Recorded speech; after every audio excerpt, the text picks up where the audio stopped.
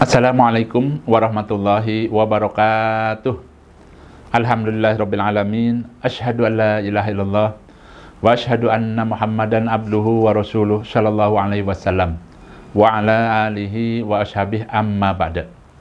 Bapak Ibu yang dirahmati Allah, calon-calon tamu Allah, kembali Abah akan memberikan beberapa arahan-arahan terkait dengan pelaksanaan ibadah umroh. Dan kali ini Abah akan memberikan beberapa hal yang berkaitan dengan kewaspadaan pada saat berada di Tanah Suci.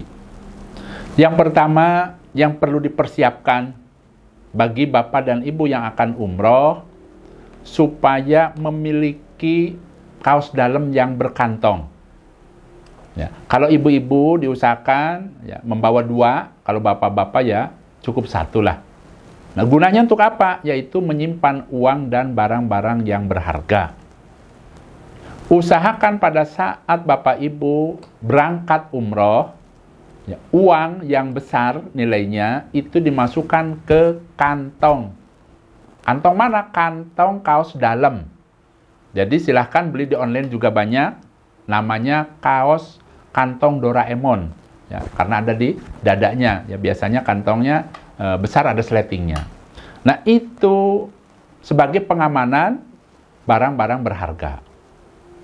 Kemudian kemarin tuh ada yang bertanya, Abah, sebaiknya saya ini bawa uang real apa uang rupiah ke sana? Masih bingung.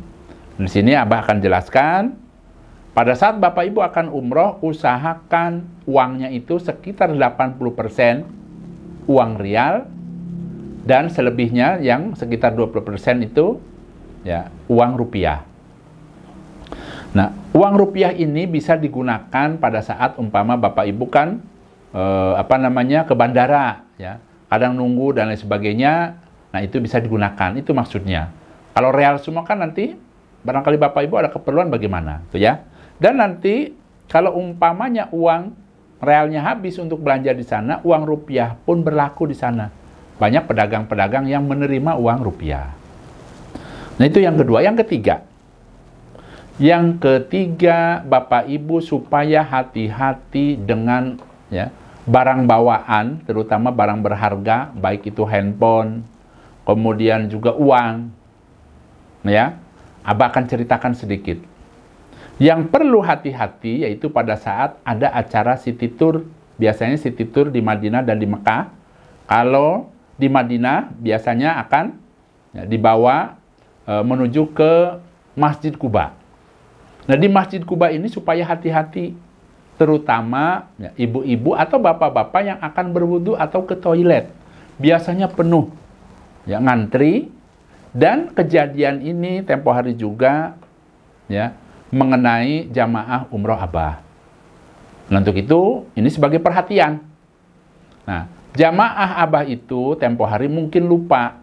Jadi uangnya itu dimasukkan ke tas lempang, bukan dimasukkan ke kaos dalam. Sehingga pada saat beliau akan berwudu, kemudian tas lempang yang ada isi uangnya itu diselempangkan ke belakang. Ternyata setelah berwudu uangnya hilang. Nah, dari kejadian ini Abah ingatkan, barang-barang berharga seperti uang yang banyak itu masukkannya ke kantong Doraemon itu di dada. Jangan dimasukkan ke tas yang selempang yang dibawa-bawa itu. Andaikan ingin membawa uang, boleh secukupnya saja. Simpan di tas selempangnya itu boleh. Dan tasnya itu karena ada uang dan mungkin juga ada HP dan sebagainya, pada saat berwudu atau di mana saja di sekitar Masjid Quba itu diusahakan selalu di depan. Jadi pesan Abah seperti itu. Nah, kemudian mengenai kehati-hatian lagi, yang keempat, yaitu hati-hati saat berada di sekitar Gunung Uhud.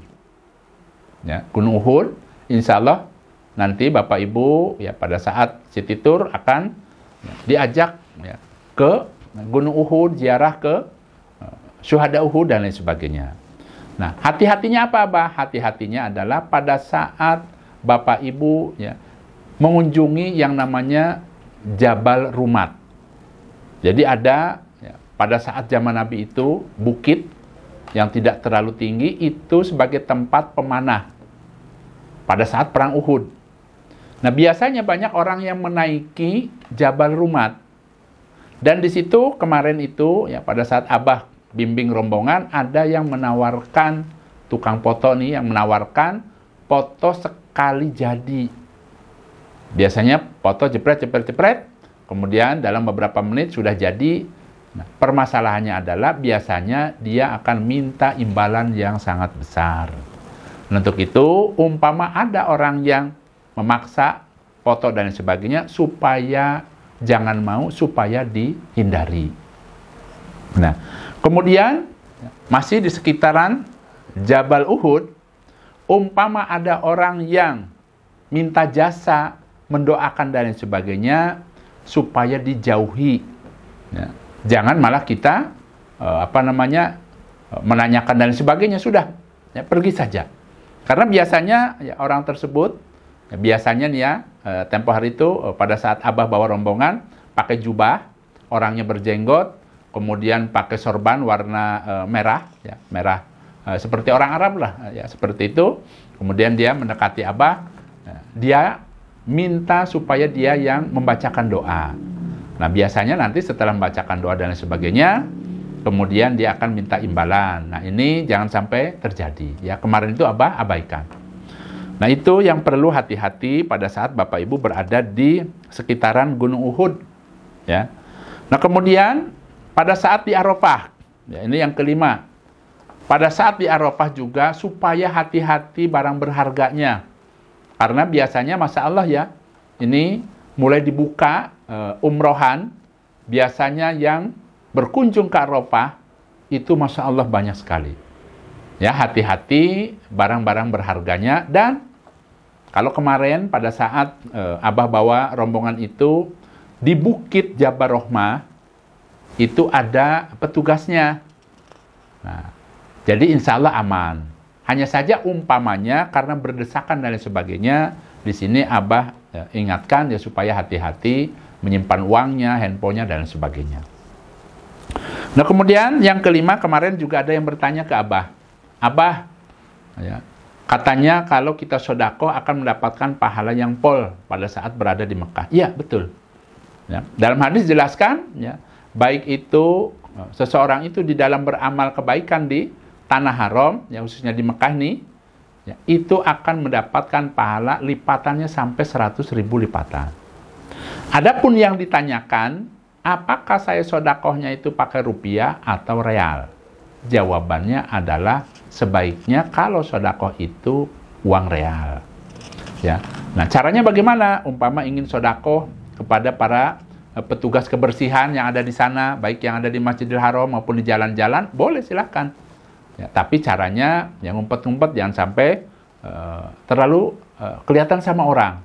Karena biasanya kalau kita terang-terangan nanti yang lainnya berkerumun, yang membuat kegaduhan, tuh ya.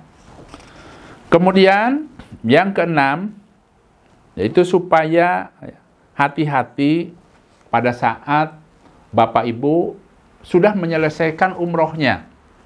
Ya, hati-hati pada saat keluar dari Bukit Marwah. Masih ada yang menawarkan gunting kemarin ini. Ya, anak-anak muda, ya, ada perempuan, ada laki, ya usia-usia sekitar 20 tahunan lah. Nah, kalau Bapak Ibu ambil, kemudian dipakai untuk motong, dia akan meminta imbalan. Nah, imbalannya ya cukup lumayan biasanya, ya 20 real. Kadang ya mungkin lebih. Kalau 20 real itu kan kurang lebih sekitar 85.000, 90.000. Hanya motong saja. Kalau Bapak Ibu pas ada uangnya, kalau lupa bagaimana?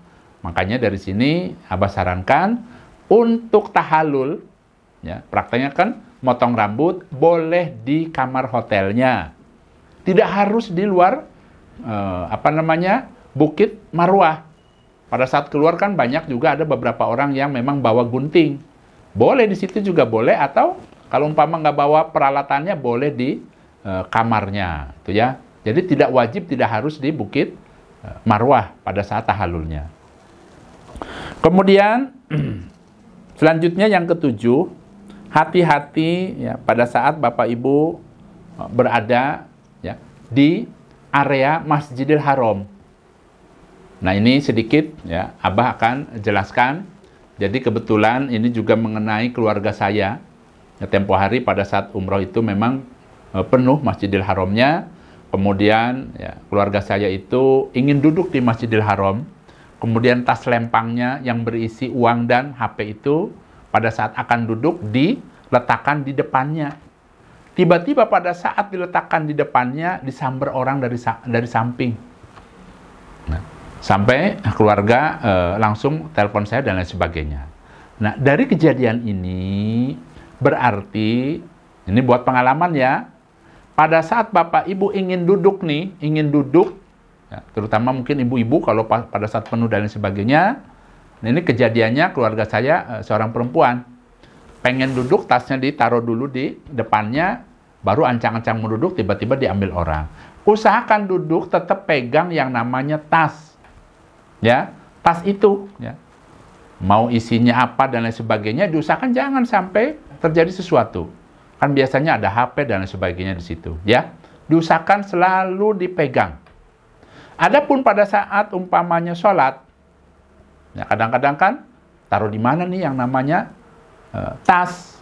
Silahkan tasnya diletakkan persis di depan kita, ya. Tetapi kalau umpama yang berharga, HP dan sebagainya, lebih baik dimatikan, ya, karena kan kondisinya akan sholat, kemudian simpan di kantong. Ya, jadi tas itu isinya yang tidak berharga saja. Kemudian letakkan ya, posisinya supaya nanti pada saat sujud, posisinya persis ada di tengah-tengah perut. Tuh, ya. Karena apa kejadiannya ada? Pada saat sholat, tasnya di depannya. Pada saat sujud, diambil orang juga sama. Berarti posisinya supaya tetap aman, tasnya itu posisinya lurus dengan perut kita pada saat sujud. Jadi posisinya aman, tetap ya, ada di sekitar badan kita. Itu ya.